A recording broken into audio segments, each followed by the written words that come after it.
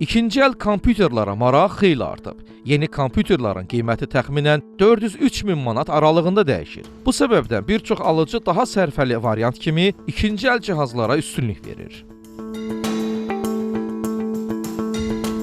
Mağaza sahibi Kənan Nəsirov deyir ki, ümumilikdə bazarda qiymətlər yüksəlib. Həm yeni, həm də ikinci əl kompüterlərin qiymətində artım var. Buna baxmayaraq ikinci əl cihazlar yenə də büdcəyə uyğun seçim hesab olunur. Azərbaycan bazarında yox, ümumiyyətlə qlobalda çip istehsalçılarının tədarükü çatdıra bilmədiyi üçün RAM-ların, SSD-lərin qiyməti qalxdığına görə bu bizim yerli bazara da təsir göstərir. Belə demək istərdim ki, avtomatik ikinci əl notebookların qiyməti ona görə qalxır ki, kimsə RAM artırmaq istəyir, SSD artırmaq istəyir.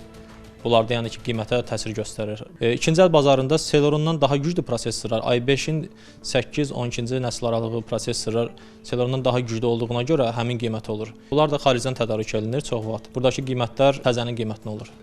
İkinci əl bazarda 300 manatdan başlayır, 1500 manata kimi ola bilir. Bu da ki, notebookun komplektasiyasına görə dəyişir.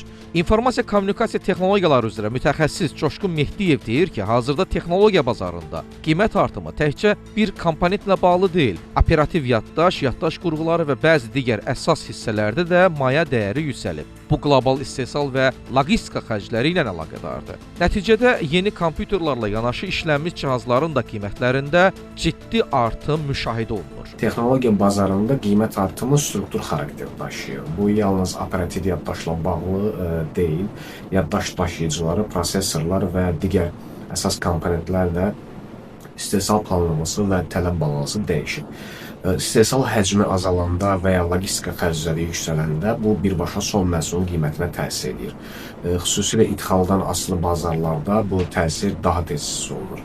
Nəticədə istehlakçılar maksimum göstəricili deyil, ehtiyac yönümlü seçim etməyə başlayırlar və mövcud cihazın modernizasiyası və ya yenilənmiş kompüter seçimi daha rasional alternativ kimi görünür. Seçim edərkən texniki vəziyyət və gələcək yenilənmə imkanlarının mütləq nəzərə alınmalı olduğu deyilir. İkinci əl notebook alırkən əsas problemlərdən biri bateriya problemidir. Bunlarda bateriya sayklına baxılmalıdır, SSD-ləri yoxlanmalıdır, SSD-lərin ömrü nə qədərdir və ən əsası gaming notebook alınırsa ikinci əl. Bunlara əsas baxmaq lazımdır ki, platası təmirdə olub yoxsa yox, vaxtında profilaktika olunubmu, olunmayıb, termopastası dəyişilib yoxsa yox, bunların hamısına fikir vermək lazımdır. Yəni sadə notebookları almaq daha risksizdir, nəinki gaming notebookları ikinci əlini almaq daha risklidir. Dostu kompüterdə isə tək-tək hissələr dəyişə bildiyinə görə, yəni burada o qədər problem olmur. Bütün hissələri tək-tək yoxlayıb alış eləmək olar. Mütəxəssislər bildirirlər ki, qiymət dalğalanmaları bir müddət də davam edəcəyi üçün ikinci əl kompüterlər daha əlçatan seçimə çevrilsə də, alıcılar qərar verərkən texniki göstəriciləri və riskləri də diqqətlə dəyərləndirməlidirlər. Turqan Əliyev, Namiq Hüsiyev, Ayaz Süleyman Soy, Xəbər Ertəsi.